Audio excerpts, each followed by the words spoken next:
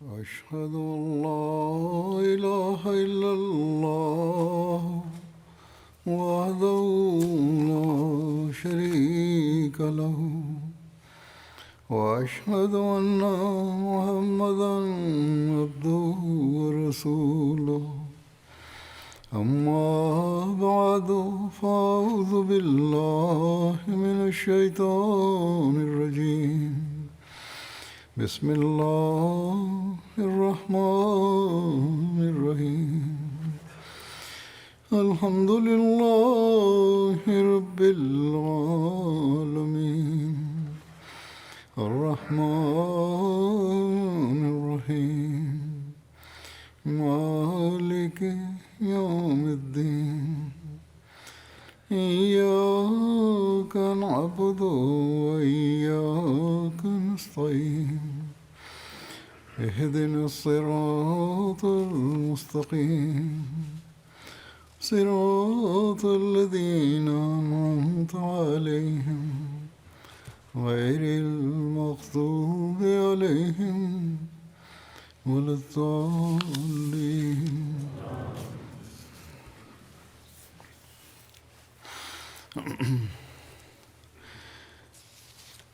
بعض لوگ مجھے لکھتے ہیں اور اس پر بڑی پرزور اپنی دلیلیں بھی دینے کی کوشش کرتے ہیں کہ جماعت کے حالات پر جیسا کہ پاکستان میں ہیں یا بعض اور جگہ پر ہمیں صرف صبر دکھانے کے بجائے کچھ رد عمل دکھانا چاہیے. بہت صبر ہو گیا. اور حضرت مسلم موعود رضی اللہ عنہ کی مثالیں دینے کی کوشش کرتے ہیں کہ اس طرح جماعت نے رد عمل دکھایا ان کے زمانے میں، اور بعض جگہ جماعت کو رد عمل کی آپ نے اجازت دی. یہ بالکل غلط باتیں ہیں، حضرت مسلم موعود رضی اللہ عنہ کی طرف منسوب کی جاتی ہیں. ہاں، غلط سمجھا گیا ہے ان باتوں کو. بعض واقعات شاید سامنے آئے ہوں، کسی نے پڑھے ہوں، لیکن غلط سمجھا. ہاں، آپ نے قانون کے دائرے میں رہتے ہوئے بعض کارروائیاں کیں، لیکن یہ نہیں کہ بلا سوچے سمجھے بلوائیوں کے جلوسوں کی طرح جلوس لے کر نکل آنے کی اجازت دے دی. اور پھر یہ اگر کہیں کوئی احتجاج کسی صورت میں ہوا تو وہ خلیفہ وقت کی اجازت کے ماتحت تھا، نہ کہ ہر افسر اپنے طور پہ اپنے لوگوں کو اکٹھا کر کے تو احتجاج شروع کر دے. بہرحال تقسیم ملک سے پہلے جب ہندوستان پر انگریزوں کی حکومت تھی اور بعض انگریز افسروں نے اور دوسرے ہمارے مخالف افسروں نے بہت دفعہ کوشش کی کہ حضرت مسلم موعود رضی اللہ عنہ کی تقریروں کو اشتعال انگیز تقریریں کہہ کر یا ان کا رنگ دے کر پھر آپ پر ہاتھ ڈالا جائے. لیکن ہر دفعہ اس لیے ناکام ہوتے تھے کہ حضرت مسلم موعود مخالفین اور حکومت کے افسران کو ان کا چہرہ دکھا کر ہمیشہ جماعت کو یہ آخر پر فرمایا کرتے تھے کہ انبیاء کی جماعتوں کا کام صبر اور قانون کی پابندی ہے. اور اس کا اعتراف خود اس وقت کے مخالف افسران نے کیا کہ تقریر کے دوران جب ہم سمجھتے تھے کہ آج ہاتھ ڈالنے کا موقع آئے گا، بغاوت اور امن برباد کرنے کی دفعات لگا کر ہم پکڑنے کی کوشش کریں گے، لیکن جب تقریر کا اختتام ہوتا تھا تو بالکل اور رنگ میں جماعت کو نصیحت فرماتے اور ان کاموں سے منع فرماتے تھے جو قانون کے دائرے سے باہر ہیں. اور پھر ان مخالف افسران کے منصوبوں پر پانی پھر جاتا تھا. اور یہ ہو بھی کس طرح سکتا تھا کہ آپ کوئی ایسی بات کریں جو اسلام کی تعلیم کے خلاف ہے، جو حضرت مسیح موعود علیہ السلام کی تعلیم کے بالکل خلاف ہو. حضرت مسیح موعود علیہ السلام نے تو جماعت کو بے شمار جگہ صبر کی تلقین فرمائی ہے، دعا کی تلقین فرمائی ہے، اور وعدے فرمایا ہے کہ جن کے پاؤں نازک ہیں اور میرے ساتھ انخاردار اور پتھریلی رستوں پر چل نہیں سکتے اور صبر کی طاقت نہیں رکھتے، وہ مجھے چھوڑ دیں، مجھے چھوڑ دیں. بے شک یہ صبر ہی تو ہے جو دنیا میں جماعت کی انفرادیت قائم کیے ہوئے. کئی سیاستدان اور میڈیا والے مجھ سے بھی پوچھتے ہیں، میں ان کو اکثر دفعہ یہ جواب دیتا ہوں کہ جو لوگ ہمیں تکلیف پہنچا رہے ہیں اور ظلم کر رہے ہیں، ان لوگوں میں سے ہی ہم احمدی بھی آئے ہیں، اور اس ظلم کے باوجود اللہ تعالیٰ کے فضل سے ان لوگوں میں سے لوگ آ بھی رہے ہیں. ہمارے مزاج بھی ویسے ہی تھے جیسے ان لوگوں کے ہیں. ہم بھی ان جیسا رد عمل دکھا سکتے ہیں، لیکن ہم نے زمانے کے امام کو مانا ہے جنہوں نے امن قائم رکھنے اور اللہ تعالیٰ کے فضلوں کا وارث بننے کے لیے ہمیں یہ تعلیم دی ہے کہ تم نے صبر سے کام لینا ہے. ہاں، قانون کے دائرے میں رہ کر اپنے حقوق کو حاصل کرنے کی جو کوشش کر سکتے ہو وہ کرو. بعض دفعہ بعض معاملات کو بغیر کسی قانونی کارروائی کے بھی خدا تعالیٰ پر چھوڑنے کا کی تلقین فرمائی کہ معاملہ اللہ تعالیٰ پر چھوڑو، اور فرمایا خدا تعالیٰ خود ہماری مدد کو آئے گا، اور وہ آیا. بس واضح ہونا چاہیے کہ یہ انبیاء کی تاریخ ہے، اور یہی ہمیں حضرت مسیح موعود علیہ السلام کی تعلیم ہے کہ ہم نے صبر سے کام لینا ہے. بہرحال اس جواب پر لوگ حیران بھی ہوتے ہیں اور سراہتے بھی ہیں کہ یہ امن سے رہنے والوں کا حقیقی رد عمل ہے. حضرت مسلم موعود کے حوالے سے بات کرنے والوں کے لیے مزید کھول کر آپ کے خطبے کی روشنی میں بھی بتانا چاہتا ہوں. اس خطبے میں آپ نے صبر کے معنی بڑی تفصیل سے بیان فرمایا، روشنی ڈالی، بلکہ اس کے بعد ایک سلسلہ خطبات اعلیٰ اخلاق کا بھی شروع کیا اور اس کو بھی صبر کے مضمون کے ساتھ جوڑا. بہرحال اس خطبے سے استفادہ کرتے ہوئے میں بعض باتیں بیان کروں گا. اسی طرح حضرت مسیح علیہ السلام کے مختلف موقع پر ارشادات جو آپ نے فرمائے، جو بے صبری جو صبر سے متعلق حوالہ جات کے متعلق ہیں، صبر سے متعلق باتوں کے متعلق ہیں، وہ حوالے پیش کروں گا. حضرت مسلم موعود رضی اللہ عنہ نے صبر کو ایک انتہائی اہم چیز قرار دیا اور فرمایا کہ یہ انبیاء کی جماعتوں کے اہم ترین اور اولین فرائض میں سے ہے، جس کے بغیر کوئی جماعت ترقی نہیں کر سکتی اور نہ دنیا کو اپنے پیچھے چلنے پر مجبور کر سکتی ہے. اور کوئی جماعت ایسی نہیں گزری ہی جس نے اس فرض کی ادائیگی کے بغیر کامیابی کا منہ دیکھا ہو. صبر دو طرح کا ہوتا ہے، آپ کی وضاحت ہی فرمائی ہے، آپ نے تفسیر میں بھی اپنے بعض آیات کی تفسیر میں اس کو بیان فرمایا ہے. ایک صبر یہ ہے کہ انسان کو کسی رد عمل کی طاقت ہو اور پھر وہ صبر دکھائے، اور دوسرے اس وقت کا صبر ہے جب اس کے مقابلے کی طاقت ہی نہ ہو، وہ صبر ہے، مجبوری کا صبر ہے. طاقت ہوتے ہوئے تو صبر یہی ہے کہ فتنہ و فساد کرنے والوں کا یا ظلم کرنے والوں کا جواب نہ دینا،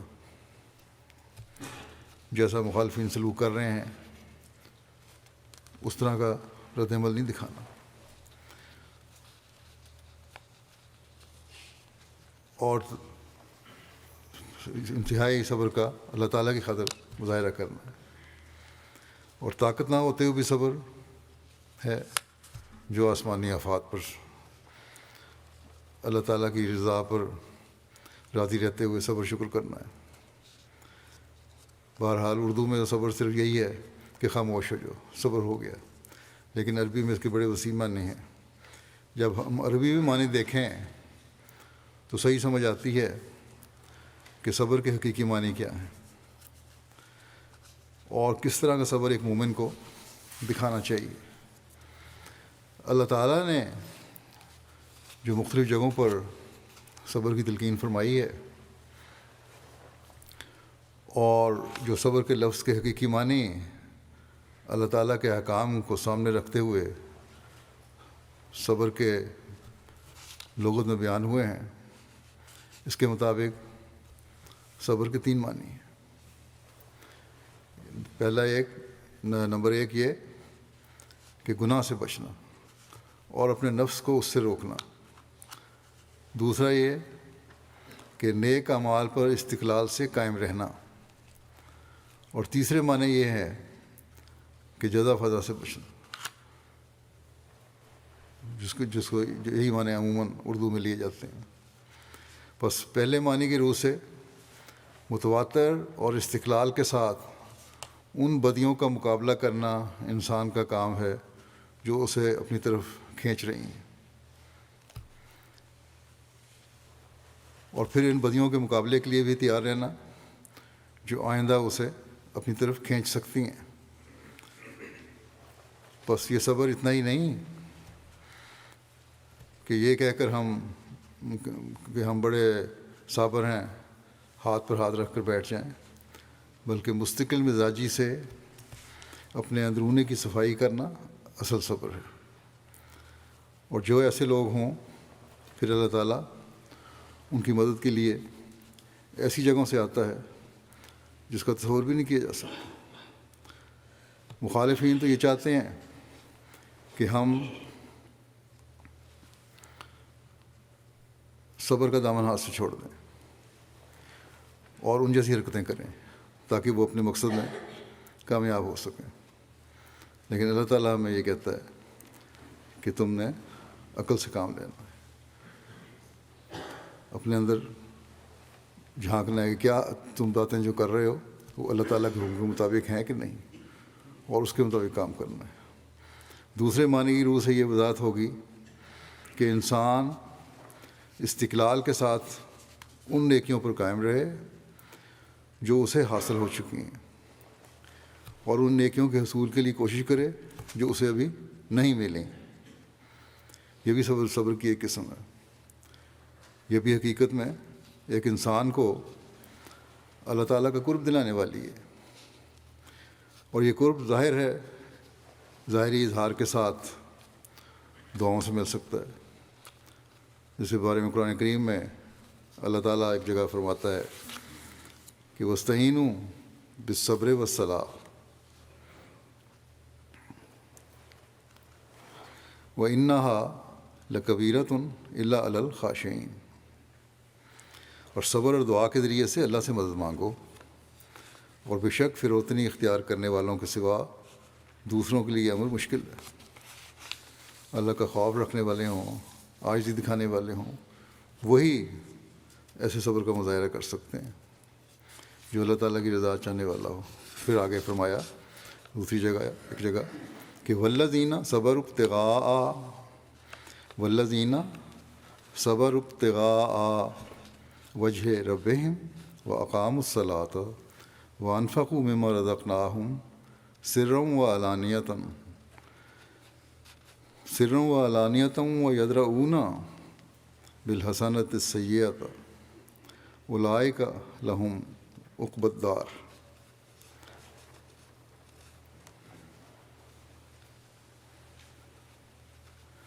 وَيَدْرَؤُونَ بِالْحَسَنَةِ السَّيِّئَةَ اُولَٰئِکَ لَهُمْ عُقْبَى الدَّارِ، اور جنہوں نے اپنے رب کی رضا کی طلب میں ثابت قدمی سے کام لیا ہے اور نماز کو عمدگی سے ادا کیا ہے، اور جو کچھ ہم نے انہیں دیا ہے اس میں سے چھپ کر بھی اور ظاہر بھی ہماری راہ میں خرچ کیا ہے، اور جو بدی کو نیکی کے ذریعے سے دور کرتے رہتے ہیں، بدی کو نیکی کے ذریعے سے دور کرتے رہتے ہیں، انہی کے لیے اس گھر کا بہترین انجام مقدر ہے۔ اور بہترین یہ گھر، یہ دنیا تو عارضی ہے، یہاں تو مشکلات ہیں، جو انجام گھر ہے، جو آخری گھر ہے، وہ ان سے لوگوں کو ملتا ہے جو اللہ تعالیٰ کی رضا چاہتے ہیں۔ بس صبر، مستقل مزاجی، عاجزی اور دعاؤں سے اللہ تعالیٰ کی رضا چاہنے کا نام ہے، اور یہ اس وقت ہوگا جب ہم اپنی حالتوں کو اللہ تعالیٰ کی تعلیم کے مطابق کریں گے اور گزاریں گے اپنی زندگیوں کو۔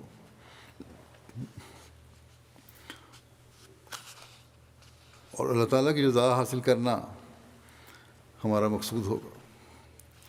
اور پھر جیسا کہ بیان ہوا ہے، ایک مطلب صبر کا جزا فضا نہ کرنا بھی ہے۔ ظاہری ابتلا، بیماری یا مالی نقصان یا کوئی مشکل آئے تو نہ ہی گھبرانا ہے، نہ شکوے کے رنگ میں شور مچانا ہے کہ یہ اللہ تعالیٰ نے مجھ سے کیا کر دیا۔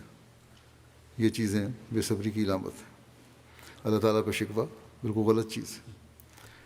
ہمیشہ یہ سوچ رکھنی چاہیے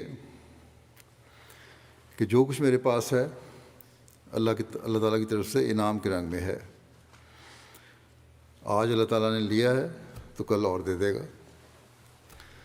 بس یہ سوچ رکھنے والے حقیقی مومن ہیں، اور یہی صبر کرنے والے اللہ تعالیٰ کی نظر میں حقیقی صابر بھی ہیں۔ بس یہ 3 معنی ہیں صبر کے۔ لیکن یہ ہمیشہ یاد رکھنا چاہیے کہ صبر کسی کمزوری کی وجہ سے نہ ہو، کسی دنیاوی خوف کی وجہ سے نہ ہو، بلکہ صرف اور صرف اللہ تعالیٰ کی رضا چاہتے ہوئے ہو۔ تو پھر ہی وہ حقیقی صبر ہے جو اللہ تعالیٰ کے فضلوں کو کھینچتا ہے۔ اگر کوئی شخص بڑے افسروں کے سامنے یا بادشاہ کے سامنے اس کے ظلم کی وجہ سے اس لیے خاموش رہے کہ اللہ تعالیٰ کے حکم سے صبر کر رہے ہیں، تو یہ حقیقی صبر ہے۔ اور اگر زندگی کے خوف سے ہے تو یہ غلط چیز ہے۔ ہم جو صبر کی تلقین کرتے ہیں صرف اس لیے کرتے ہیں کہ اللہ تعالیٰ کا ہی حکم ہے۔ اگر بدلہ ہی لینا ہے تو کئی احمدی جوش میں بھرے بیٹھے ہوں گے کہ ہمیں اپنی جان کی بھی پرواہ نہیں ہے، ہم بدلہ لے کر ایک دفعہ ان ظالموں کو مزہ چکھا سکتے ہیں اور چکھا دیں گے، لیکن یہ ہم نہیں کریں گے۔ یہ اس تعلیم کے خلاف ہے جو ہمیں دی گئی، اور ہم ایسی حرکت سے کراہت کرتے ہیں کیونکہ یہ انبیاء کی جماعتوں کا شیوا نہیں۔ اور ہم نے بنی نوع انسان کو ہر شر سے محفوظ رکھنے کا عہد بھی کیا ہوا ہے، بیعت کے عہد میں۔ ہمیں حضرت مسیح موعود علیہ السلام نے سختی سے ان باتوں سے روکا ہے۔ حضرت مسلم موعود رضی اللہ عنہ نے صبر کے ضمن میں ایک یہ وضاحت بھی فرمائی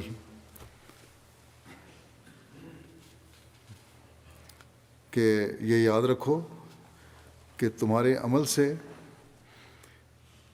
صبر اور بے غیرتی میں فرق واضح نظر آنا چاہیے۔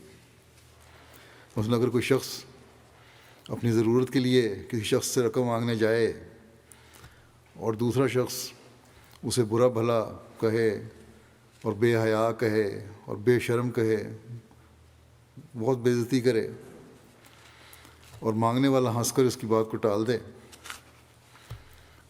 اور خیال کرے کہ اس وقت میں ضرورت مند ہوں اس لیے مجھے اس کی گالیاں بھی سن لینی چاہیے، تو یہ بے حیائی اور بے غیرتی ہے۔ لیکن کبھی قومی اور مذہبی اغراض کے لیے صبر کرنا پڑتا ہے، خاموش بھی رہنا پڑتا ہے، اور یہ صبر نفسانی اغراض کے لیے نہیں ہوتا۔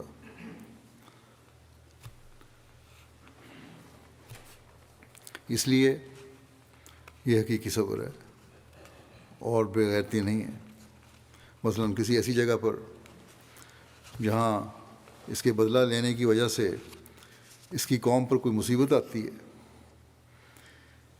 وہاں اگر وہ حملہ کرتا ہے اور صبر نہیں کرتا تو اسے بیوقوف کہیں گے، کیونکہ اس طرح وہ اپنی قوم کو نقصان پہنچاتا ہے۔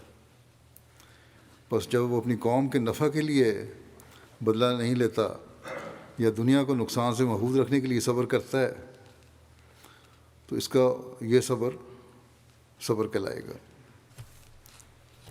بس یہ بات ہمیں یاد رکھنی چاہیے۔ بعض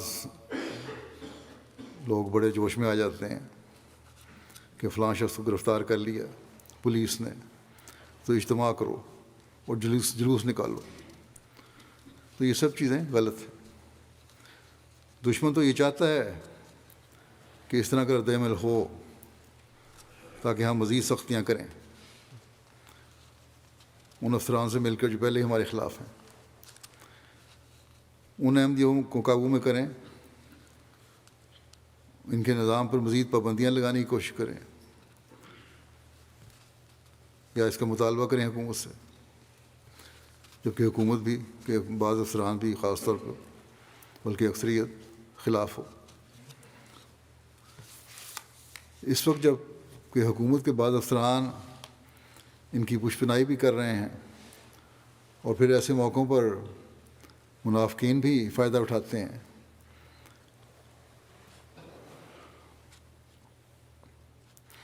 اور اس طرح کا اگر رد عمل جب ہوا وہاں ایسے موقعوں پر تو حالات خراب ہوئے۔ ہم نے دیکھا ہوں گے بھی، اور یہ تجربہ بھی ہے کہ اس طرح کے موقع پر جب اس طرح رد عمل ظاہر ہوا تو حالات خراب بھی ہوئے۔ بعض ایسے واقعات جماعت کی تاریخ میں ہیں جس کا فائدہ کے بجائے نقصان ہوا، اور جب صبر کا مظاہرہ کرتے ہوئے حالات کو بہتر کرنے کی قانونی کوشش کی گئی، ہر جگہ تو 100% نہیں لیکن بہت سی جگہوں پر اس کا فائدہ بھی ہوا۔ یہ پیغام ہم بہرحال پہنچا دیتے ہیں کہ ہم بھی اسی قوم کے ہیں اور غلط رد عمل کا اظہار ہم سے بھی ہو سکتا ہے یا ہمارے سے کسی شخص سے ہو سکتا ہے، لیکن ہم نہیں کرتے۔ یہ اسلامی تعلیم کے خلاف ہے، اور آہستہ آہستہ بعض افسران پر اس کا مثبت اثر بھی ہوا ہے۔ بعض ایسے باتیں تجربے میں آئی ہیں۔ اگر ہم گالیوں کے جواب گالیوں اور مار دھاڑ کے جواب مار دھاڑ سے دینا شروع ہو جائیں جو زیر تبلیغ ہیں، ان پر تو ہم مثبت اثر ڈالنے کے بجائے منفی اثر ڈال رہے ہوں گے۔ پھر ان کو یہ کہنے کا حق ہے کہ مسیح موعود نے آ کر ان میں کیا مثبت تبدیلی پیدا کر دی جو ہم ان میں شامل ہو جائیں۔ جیسے ان کے مخالفین کے ساتھ رویے ہیں، جیسے ان کے مخالفین کے رویے ہیں، ویسے ہی ان کے بھی رویے ہیں مخالفین کے ساتھ۔ سنت انبیاء اور ان جماعتوں کی سنت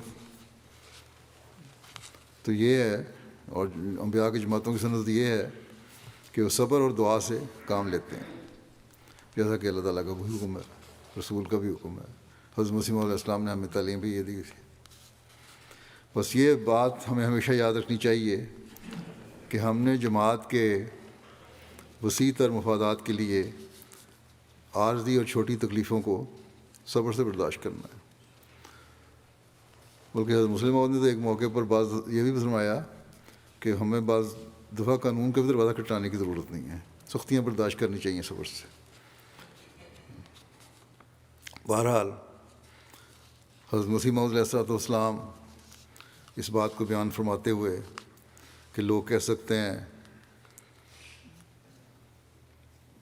حضرت مسلم موعود نے حضرت مسیح موعود علیہ السلام کی بات بیان فرماتے ہوئے کہ لوگ کہہ سکتے ہیں کہ حضرت مسیح موعود علیہ السلام نے بھی اپنی کتب میں بعض سخت الفاظ استعمال کیے ہیں. تو ایسے لوگوں کو یاد رکھنا چاہیے، اس لیے ہم بھی کر سکتے ہیں. ایسے لوگوں کو یاد رکھنا چاہیے کہ اللہ تعالیٰ اور ان کے انبیاء کی اور شان ہوتی ہے. جیسے ہم دنیاوی مثال میں دیکھتے ہیں کہ ایک میجسٹریٹ ہے یا جج ہے، ملزم کو چور کہتا ہے تو اس کا کام ہے اور اس کا حق ہے، اور اس بنیاد پر وہ اس کو سزا دیتا ہے اور اس کی اصلاح کے لیے کوشش کرتا ہے. لیکن ہر ایک کا کام نہیں ہے کہ وہ دوسروں کو چور یا مجرم کہتا پھرے. وہ کہے گا تو فساد پیدا ہوگا. بس اگر حضرت مسیح موعود علیہ السلام نے لوگوں کی کمزوریاں ظاہر کر کے ان کی نشاندہی، اگر مسیح موعود علیہ السلام لوگوں کی کمزوریاں ظاہر کر کے ان کی نشاندہی فرماتے ہیں تو ان کی اصلاح کے لیے اور ان کے غلط نظریات سے لوگوں کو بچانے کے لیے یہ کرتے ہیں. لیکن جہاں تک آپ علیہ السلام کی ذات کا سوال ہے، اپنے بارے میں آپ فرماتے ہیں گالیاں سن کر دعا دیتا ہوں ان لوگوں کو، رحم ہے جوش میں اور غیظ گھٹایا ہم نے.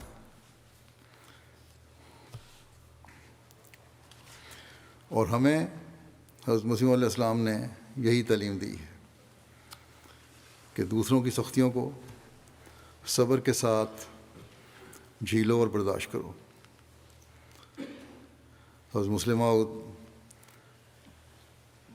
مثال دیتے ہوئے واقعہ بیان فرماتے ہیں حضرت مسیح علیہ السلام کا، کہ ان کی زندگی کا جو آپ کے ساتھ ہوا، کہ ایک دفعہ حضرت مسیح علیہ السلام لاہور گاڑی میں بیٹھے جا رہے تھے کہ شہر کے بدماش آپ پر پتھر پھینکتے جاتے تھے جو آپ کی گاڑی پر آ کر لگتے تھے. گھوڑا گاڑی تھی، بند تھی، لیکن حضرت مسیح علیہ السلام کے ماتھے پر بل تک نہ پڑتا تھا جو کچھ یہ کر رہے تھے.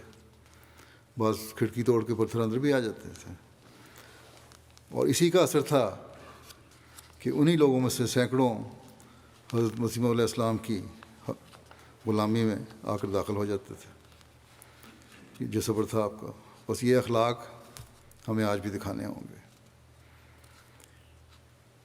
اگر کوئی مخالفت میں ذاتی مفاد اور دل کے کینوں اور بغضوں کی وجہ سے بڑا ہوا ہے تو اللہ تعالیٰ خود اس سے انتقام لے گا، بشرطے کہ ہم صبر کے ساتھ دعا سے بھی کام لیں. حضرت صلی اللہ علیہ وسلم کے زمانے میں کئی لوگ آپ یا صحابہ کے صبر و حوصلہ کو دیکھ کر ہی اسلام لائے تھے. اور اس زمانے میں بھی مثالیں ہمیں ملتی ہیں، جیسا کہ حضرت مسلم موعود نے بیان فرمایا حضرت مسیح موعود کے زمانے میں بھی آپ کے صبر کو دیکھ کر لوگ جماعت میں شامل ہوئے. اور آج بھی ہم دیکھتے ہیں بہت سارے لوگ، مطلب کہ بعض خطوط مجھے اب بھی مختلف ملکوں سے آتے ہیں جو اس جماعت کی اسی تاریخ کو دیکھ کر جماعت میں شامل ہوتے ہیں. جماعت کو صبر کی تلقین فرماتے ہوئے ایک موقع پر حضرت مسیح موعود علیہ السلام فرماتے ہیں صبر بڑا جوہر ہے، جو شخص صبر کرنے والا ہوتا ہے اور غصے سے بھر کر نہیں بولتا اس کی تقریر اپنی نہیں ہوتی بلکہ خدا تعالیٰ اس سے تقریر کراتا ہے. جماعت کو چاہیے کہ صبر سے کام لے اور مخالفین کی سختی پر سختی نہ کرے اور گالیوں کے عوض میں گالی نہ دے. جو شخص ہمارا مکذب ہے اس پر لازم نہیں کہ وہ ادب کے ساتھ بولے. حضرت مسیح علیہ السلام کا نام ضروری نہیں کہ وہ ادب کے ساتھ لے. اس کے نمونے فرماتے ہیں کہ اس کے نمونے حضرت صلی اللہ علیہ وسلم کی زندگی میں بھی بہت پائے جاتے ہیں. صبر جیسی کوئی شے نہیں، مگر صبر کرنا بڑا مشکل ہے. اللہ تعالیٰ اس کی تائید کرتا ہے جو صبر سے کام لے. پھر جماعت کی حالت کا نقشہ کھینچتے ہوئے اور نئے آنے والوں کی مشکلات کا ذکر فرماتے ہوئے، صبر کی تلقین کرتے ہوئے آپ فرماتے ہیں ہماری جماعت کے لیے بھی اسی قسم کی مشکلات ہیں جیسی حضرت صلی اللہ علیہ وسلم کے وقت مسلمانوں کو پیش آئے تھے.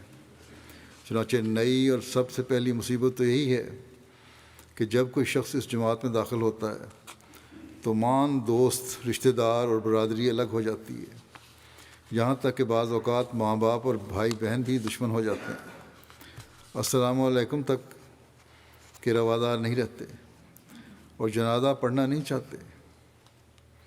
اس قسم کی بہت سی مشکلات پیش آتی ہیں۔ فرمایا میں جانتا ہوں کہ بعض کمزور طبیعت کے آدمی بھی ہوتے ہیں اور ایسی مشکلات پر گھبرا جاتے ہیں، لیکن یاد رکھو کہ اس قسم کی مشکلات کا آنا ضروری ہے۔ تم انبیاء اور رسل سے زیادہ نہیں ہو، ان پر اس قسم کی مشکلات اور مصائب آئیں، اور یہ اس لیے آتی ہیں کہ خدا تعالیٰ پر ایمان قوی ہو۔ ایمان کی مضبوطی کے لیے یہ مشکلات آتی ہیں اور پاک تبدیلی کا موقع ملے۔ دعاؤں میں لگے رہو۔ بس یہ ضروری ہے کہ تم انبیاء اور رسل کی پیروی کرو اور صبر کے طریق کو اختیار کرو، تمہارا کچھ بھی نقصان نہیں ہوتا۔ وہ دوست جو تمہیں قبول حق کی وجہ سے چھوڑتا ہے وہ سچا دوست نہیں ہے، ورنہ چاہیے تھا کہ تمہارے ساتھ ہوتا۔ تمہیں چاہیے کہ وہ لوگ جو محض اس وجہ سے تمہیں چھوڑتے اور تم سے الگ ہوتے ہیں کہ تم نے خدا تعالیٰ کے قائم کردہ سلسلے میں شمولیت اختیار کر لی ہے، ان سے دنگا یا فساد مت کرو، بلکہ ان کے لیے غائبانہ دعا کرو۔ صرف یہ نہیں کہ لڑنا نہیں ہے، بلکہ ان کے لیے دعا کرو کہ اللہ تعالیٰ ان کو بھی وہ بصیرت اور معرفت عطا کرے جو اس نے اپنے فضل سے تمہیں دی ہے۔ بس صرف دنگا فساد سے نہیں روکا، بلکہ دعا کرنے کے لیے کہا، ہمدردی دل میں رکھنے کے لیے کہا، تاکہ وہ بھی حق کو پہچاننے والے بن سکیں۔ فرمایا تم اپنے پاک نمونے اور عمدہ چال چلن سے ثابت کر کے دکھاؤ کہ تم نے اچھی راہ اختیار کی ہے۔ دیکھو میں اس امر کے لیے مامور ہوں کہ تمہیں بار بار ہدایت کروں کہ ہر قسم کے فساد اور ہنگامے کی جگہوں سے بچتے رہو اور گالیاں سن کر بھی صبر کرو، بدی کا جواب نیکی سے دو، اور کوئی فساد کرنے پر آمادہ ہو تو بہتر ہے کہ تم ایسی جگہ سے کھسک جاؤ، وہاں سے قرآن شریف کا بھی حکم ہے، وہاں سے چلے جاؤ اور نرمی سے جواب دو۔ بارہا ایسا ہوتا ہے کہ ایک شخص بڑے جوش سے مخالفت کرتا ہے اور مخالفت میں وہ طریق اختیار کرتا ہے جو مفسدانہ طریق ہو، ایسا مخالفت کرتا ہے جس سے فساد پیدا ہونے کا خطرہ ہو، جس سے سننے والوں میں اشتعال کی تحریک ہو۔ لیکن جب سامنے سے نرم جواب ملتا ہے اور گالیوں کا مقابلہ نہیں کیا جاتا تو خود اسے شرم آ جاتی ہے۔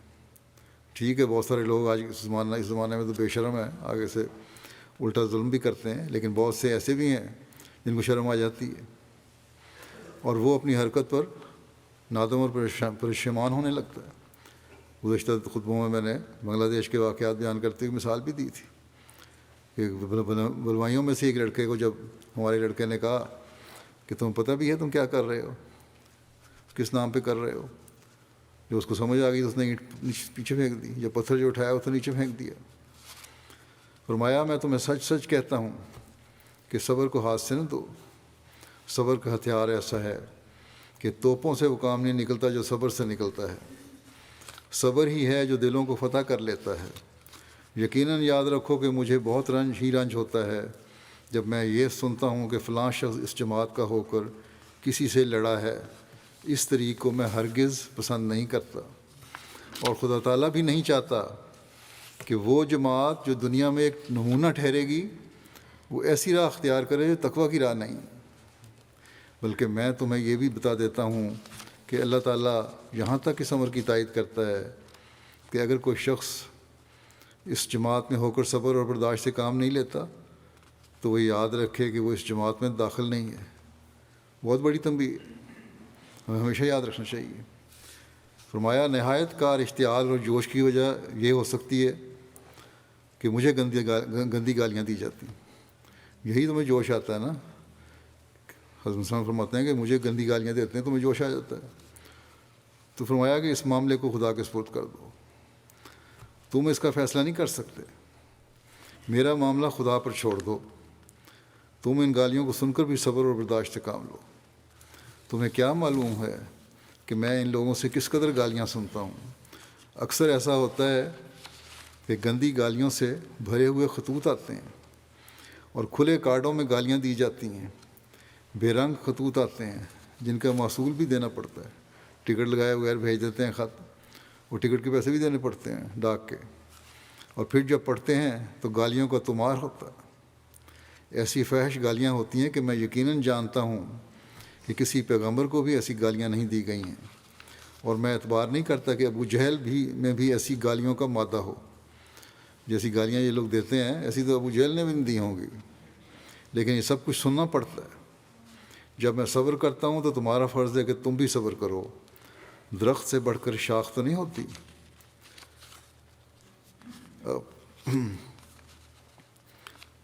اپنی ذات کے لیے آپ صبر کی انتہا تھی آپ میں، جیسا کہ حضرت مسلم موعود نے فرمایا تھا کہ اپنی ذات کے لیے انتہا کا صبر ہے۔ اگر سختی کی ہے کہیں، جو لوگوں نے کہا جی حضرت مسلم موعود سختی کرتے ہیں، تو اصلاح کے لیے ہے، اور یہ حق اللہ تعالیٰ کی طرف سے آپ کو ملا ہے۔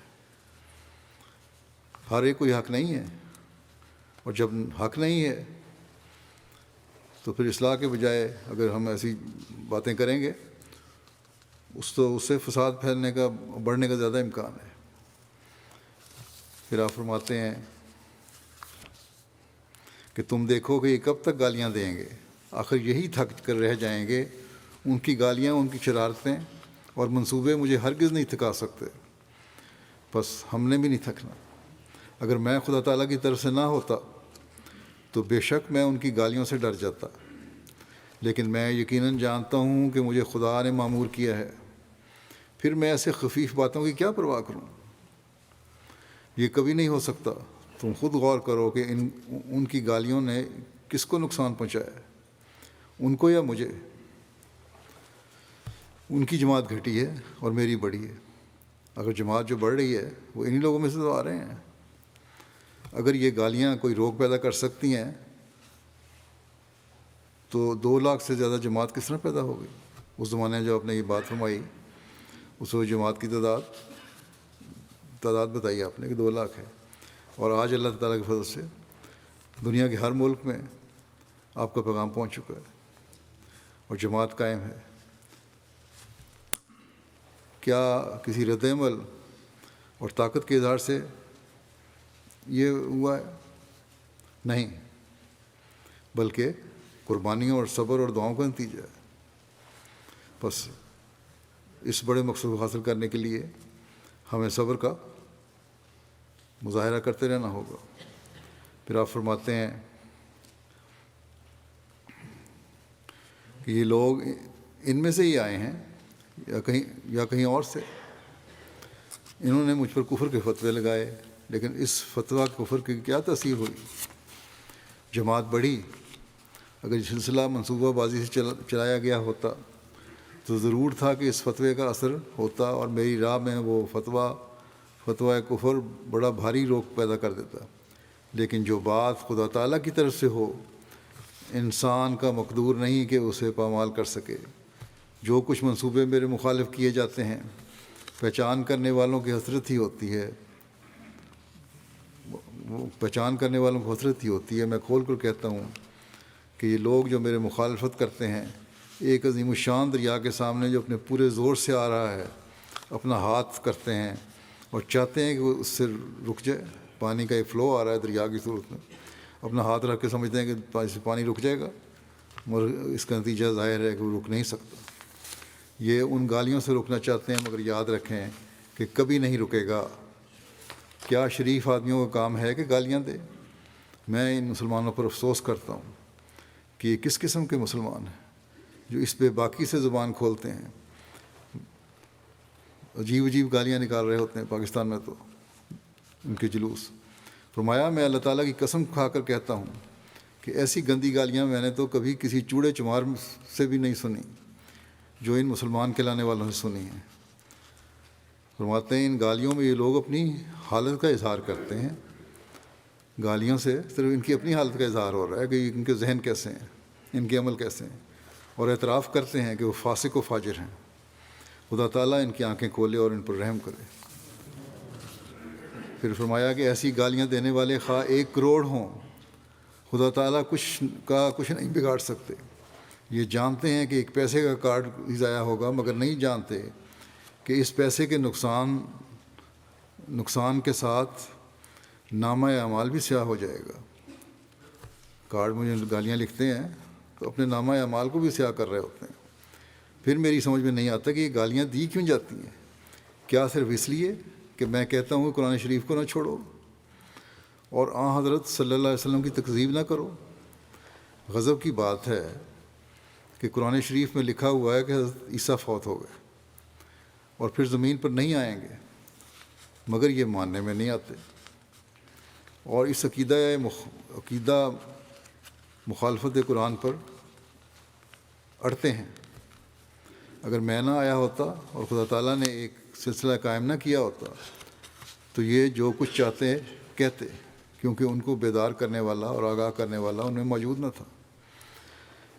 لیکن اب جب کہ خدا تعالیٰ نے مجھے مامور کر کے بھیجا ہے اور میں وہی ہوں جس کو حضرت صلی اللہ علیہ وسلم نے حکم قرار دیا ہے، تو پھر میرے فیصلے پر چون و چرا کرنا ان کا حق نہیں تھا۔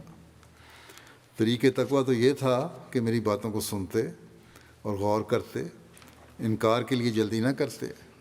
میں سچ سچ کہتا ہوں کہ میرے آنے کے بعد ان کا حق نہیں ہے کہ یہ زبان کھولیں، کیونکہ میں خدا تعالیٰ کی طرف سے آیا ہوں اور حکم ہو کر آیا ہوں۔ پھر حضرت صلی اللہ علیہ وسلم نے اللہ تعالیٰ کے حکم سے جس صبر کا معیار قائم کیا، جس کا کوئی مقابلہ ہی نہیں کر سکتا، اس کا ذکر کرتے ہوئے آپ فرماتے ہیں کہ حضرت موسیٰ کی قوم بنی اسرائیل نے ان کو فوراً قبول کر لیا تھا، اس لیے قوم کی طرف سے کوئی دکھ اور مصیبت یا روگ ان کو پیش نہیں آئی۔ حضرت موسیٰ کو اپنی قوم کی طرف سے تو کوئی دکھ نہیں پیش آیا، فرعون کی طرف سے آیا تھا، لیکن برخلاف اس کے حضرت صلی اللہ علیہ وسلم کو اپنی ہی قوم سے مشکلات اور انکار کا مرحلہ پیش آیا۔ پھر ایسی صورت میں حضرت صلی اللہ علیہ وسلم کی کامیابیاں کیسی اعلیٰ درجہ کی ثابت ہوئی ہیں، جو آپ کے کمالات اور فضائل کا سب سے بڑھ کر ثبوت ہیں۔ حضرت صلی اللہ علیہ وسلم نے جب اللہ تعالیٰ کی اذن اور امر سے تبلیغ شروع کی تو پہلے ہی آپ کو یہ مرحلہ پیش آیا کہ قوم نے انکار کیا۔ لکھا ہے کہ جب آپ صلی اللہ علیہ وسلم نے قریش کی دعوت کی اور سب کو بلا کر کہا کہ میں تم سے ایک بات پوچھتا ہوں، اس کا جواب دو، یعنی میں اگر تمہیں یہ کہوں کہ اس پہاڑ کے پیچھے ایک بڑی بھاری فوج پڑی ہوئی ہے اور وہ اس گھات میں بیٹھی ہوئی ہے کہ موقع پا کر تمہیں ہلاک کر دے، تو کیا تم باور کرو گے؟ سب نے بالاتفاق کہا کہ بے شک ہم اس بات کو تسلیم کریں گے، اس لیے کہ تو ہمیشہ سے صادق اور امین ہے۔ جب وہ یہ اقرار کر چکے تو پھر حضرت صلی اللہ علیہ وسلم نے فرمایا کہ دیکھو، میں سچ کہتا ہوں کہ میں خدا تعالیٰ کا پیغمبر ہوں اور تم کو آنے والے عذاب سے ڈراتا ہوں۔ اتنی بات کہنی تھی کہ سب آگ بگولا ہو گئے اور ایک شریر بول اٹھا، تباً لکا سائر الیوم، یعنی آپ کو نعوذ باللہ ہلاکت کے الفاظ کہے آپ کے لیے۔ فرمایا کہ افسوس، جو بات ان کی نجات اور بہتری کی تھی، ناعاقبت اندیش قوم نے اس کو ہی برا سمجھا اور مخالفت پر آمادہ ہو گئے۔ اب اس کے بالمقابل موسیٰ کی قوم کو دیکھو۔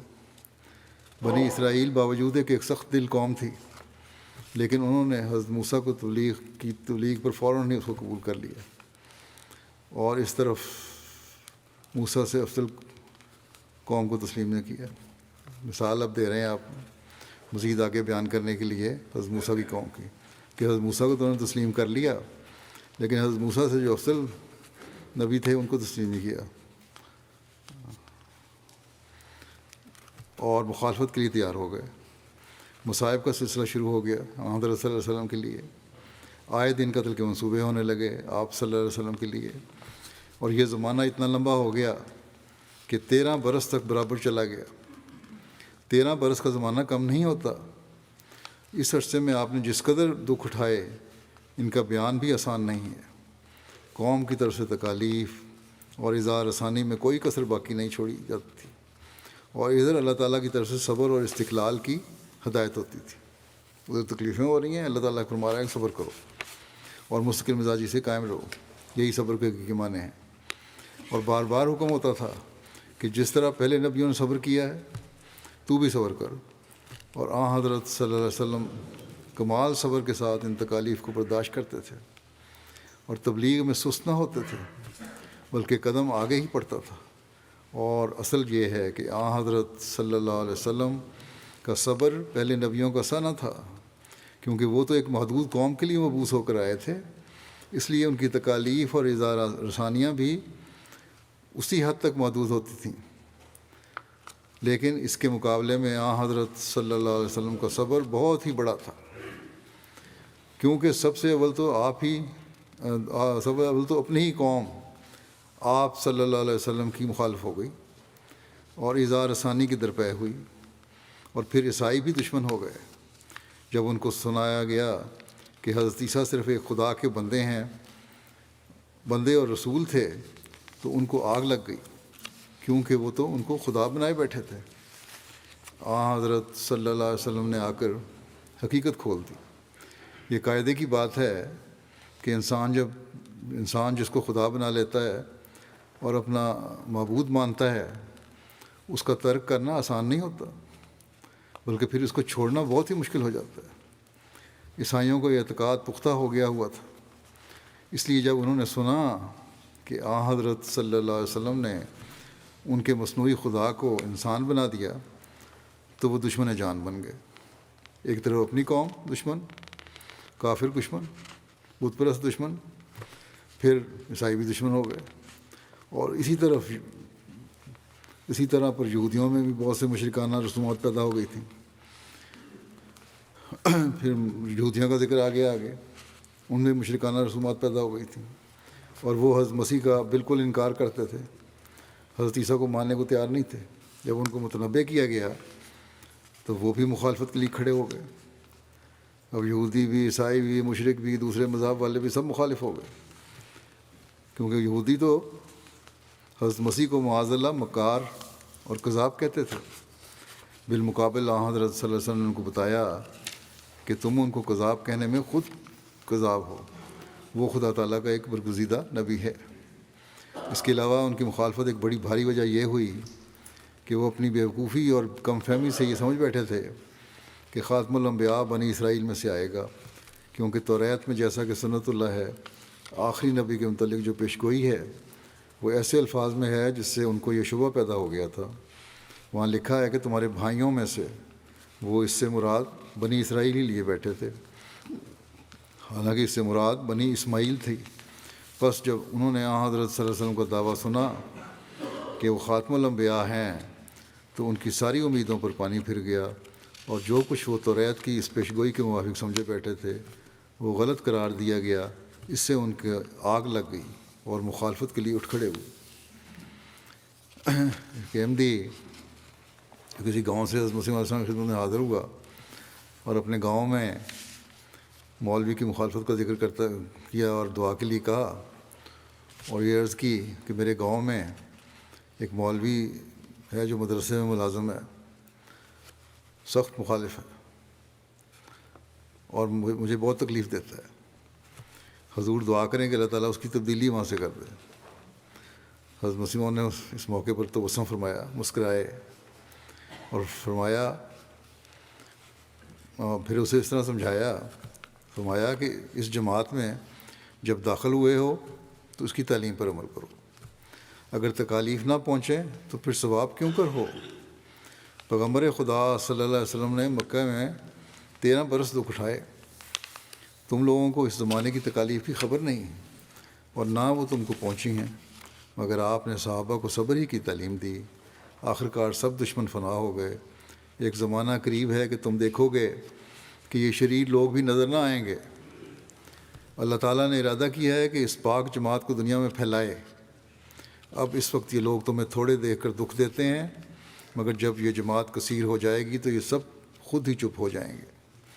اگر خدا تعالیٰ چاہتا تو یہ لوگ دکھ نہ دیتے اور دکھ دینے والے پیدا نہ ہوتے، مگر خدا تعالیٰ ان کے ذریعے سے صبر کی تعلیم دینا چاہتا ہے. تھوڑی مدت صبر کے بعد دیکھو گے کہ کچھ بھی نہیں ہے. جو شخص دکھ دیتا ہے یا تو توبہ کر لیتا ہے یا فنا ہو جاتا ہے. کئی خط اس طرح کے آتے ہیں کہ ہم گالیاں دیتے تھے اور ثواب جانتے تھے، لیکن اب توبہ کرتے ہیں اور بیعت کرتے ہیں. صبر بھی ایک عبادت ہے. خدا تعالیٰ فرمایا کہ صبر بھی ایک عبادت ہے. خدا تعالیٰ فرماتا ہے کہ صبر والوں کو وہ بدلے ملیں گے جن کا کوئی حساب نہیں ہے، یعنی ان پر بے حساب انعام ہوں گے. یہ اجر صرف صابروں کے واسطے ہے، دوسری عبادت کے واسطے اللہ تعالیٰ کا یہ وعدہ نہیں ہے. جب ایک شخص ایک کی حمایت میں زندگی بسر کرتا ہے تو جب اسے دکھ پر دکھ پہنچتا ہے تو آخر حمایت کرنے والے کو غیرت آتی ہے اور وہ دکھ دینے والے کو تباہ کر دیتا ہے. اسی طرح ہماری جماعت خدا تعالیٰ کی حمایت میں ہے اور دکھ اٹھانے سے ایمان قوی ہو جاتا ہے. صبر جیسی کوئی شے نہیں ہے. پھر ایک موقع پر کچھ لوگ جو بیعت کی غرض سے قادیان آئے ہوئے تھے، ان کو نصیحت کرتے ہوئے آپ نے فرمایا، دنیاوی لوگ اسباب پر بھروسہ کرتے ہیں، مگر اللہ تعالیٰ اس بات کے لیے مجبور نہیں ہے کہ اسباب کو محتاج ہو. کبھی چاہتا ہے تو اپنے پیاروں کے لیے بلا اسباب بھی کام کر دیتا ہے، اور کبھی اسباب پیدا کر کے کرتا ہے، اور کسی وقت ایسا بھی ہوتا ہے کہ بنے بنائے اسباب کو بگاڑ دیتا ہے. غرض اپنے اعمال کو صاف کرو اور خدا تعالیٰ کا ہمیشہ ذکر کرو اور غفلت نہ کرو. جس طرح بھاگنے والا شکار جب ذرا سست ہو جائے تو شکاری کے قابو میں آ جاتا ہے، اسی طرح خدا تعالیٰ کے ذکر سے غفلت کرنے والا شیطان کا شکار ہو جاتا ہے. توبہ کو ہمیشہ زندہ رکھو. توبہ کو ہمیشہ زندہ رکھو اور کبھی مردہ نہ ہونے دو. کبھی بغیر توبہ کے نہ رہو، ہمیشہ توبہ کرتے رہو، کیونکہ جس عضو سے کام نہ لیا جاتا ہے وہی کام دے سکتا ہے، اور جس کو بیکار چھوڑ دیا جاوے پھر وہ ہمیشہ کے واسطے ناکارہ ہو جاتا ہے. اسی طرح توبہ کو بھی متحرک رکھو تاکہ وہ بیکار نہ ہو جاوے. اگر تم نے سچی توبہ نہیں کی تو وہ اس بیج کی طرح ہے جو پتھر پر بویا جاتا ہے. اگر وہ سچی توبہ ہے تو وہ اس بیج کی طرح ہے جو عمدہ زمین میں بویا گیا ہے اور اپنے وقت پر پھل لاتا ہے. آج کل اس توبہ میں بڑی مشکلات ہیں. ان نئے بیعت کرنے والوں کو فرمایا کہ اب یہاں سے جا کر تمہیں بہت کچھ سننا پڑے گا، اور لوگ کیا کیا باتیں بنائیں گے کہ تم نے ایک مجذوم، کافر، دجال وغیرہ کی بیعت کی. گالیاں دیں گے حضرت صاحب کو. ایسا کہنے والوں کے سامنے جوش ہرگز مت دکھانا. ایسا کہنے والوں کے سامنے جوش ہرگز مت دکھانا. ہم تو اللہ تعالیٰ کی طرف سے صبر کے واسطے معمور کیے گئے ہیں. بس یہ باتیں ہیں جو ہمیں ہمیشہ یاد رکھنی چاہیے. فرماتے ہیں کہ اس لیے چاہیے کہ تم ان کے لیے دعا کرو کہ خدا تعالیٰ ان کو بھی ہدایت دے.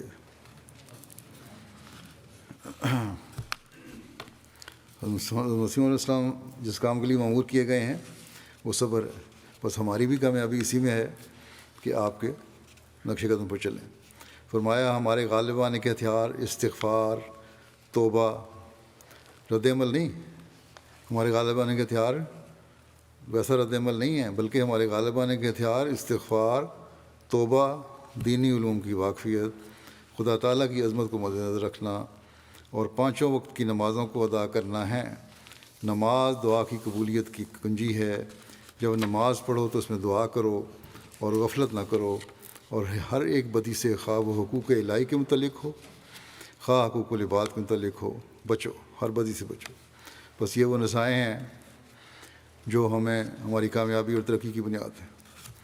حضرت مسیح علیہ السلام کے ارشاد کے مطابق اگر ہم صحیح رنگ میں استغفار، توبہ، دینی علوم سے آگاہی اور 5 وقتی نمازوں کی طرف توجہ دیتے رہیں گے تو ہماری کامیابی ہے. دشمن جتنا شور و فغاں میں بڑھ رہا ہے اتنا ہی ہمیں اللہ تعالیٰ کی طرف زیادہ جھکنا ہوگا. یہی ہماری کامیابی کا راز ہے. اسی کے حضرت مسیح علیہ السلام نے بار بار تلقین فرمائی ہے، نہ کہ کسی قسم کے رد عمل دکھانے کی. ہماری کامیابی بہرحال مقدر ہے جیسا کہ آپ نے فرمایا انشاءاللہ. ہاں یہ بات یاد رکھنی چاہیے کہ حکمت سے اپنے کام کو بھی جاری رکھنا ہے. ہم نے بہت سے کام ہو سکتے ہیں حکمت سے. حکمت اختیار کرنا اس لیے بہت ضروری ہے. اگر ہر احمدی اپنی اس ذمہ داری کو سمجھ لے تو بہت سے مسائل کا حل हमारे रवैयों और दुआओं से निकल सकता है।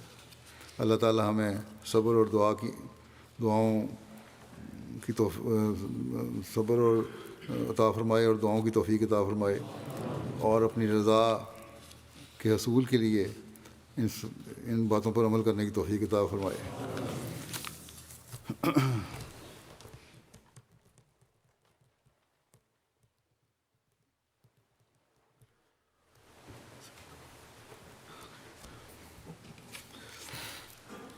الحمد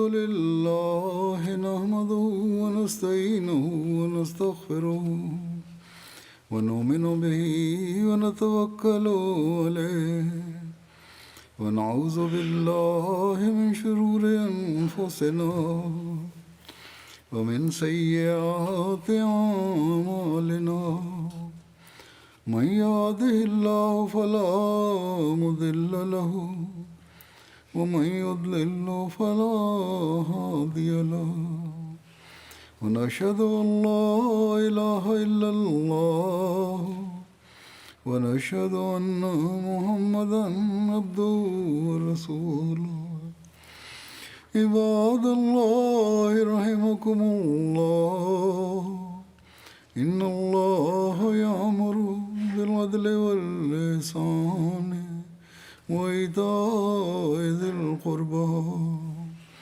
وينهى عن الفحشاء والمنكر والبغي يعظكم لعلكم تذكرون اذكروا الله يذكركم وادعوه يستجب لكم ولذكر الله